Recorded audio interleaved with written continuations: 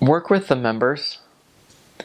In most of the areas, you will find in all of my areas actually, there was someone who was Brazilian or of Portuguese or spoke Portuguese in some way, and not just returned missionaries.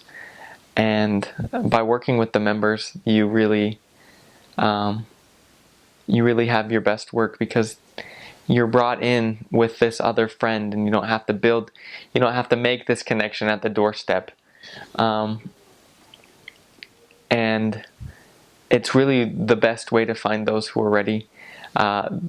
There was, while I was on Martha's Vineyard, there was a family who's Brazilian in the branch, and they had these friends that they absolutely loved and adored, and they wanted us to go and work with them. And so we went over there and we taught them a lesson, and we ended up adding them to our investigator pool and worked with them. They didn't end up getting baptized, but we were able to give them a blessing. But we wouldn't have been able to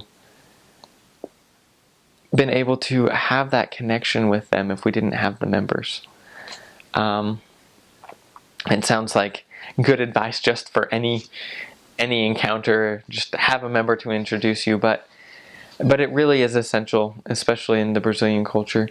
If you're going to be speaking Portuguese, then first of all, have patience with yourself. That was my biggest problem, is that I wasn't patient with my Portuguese. And secondly,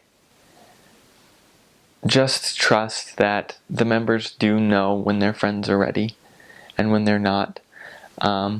But also help them to see the best ways to get their friends ready. And understand that sometimes they're just the friends, the Brazilians are just not going to be home.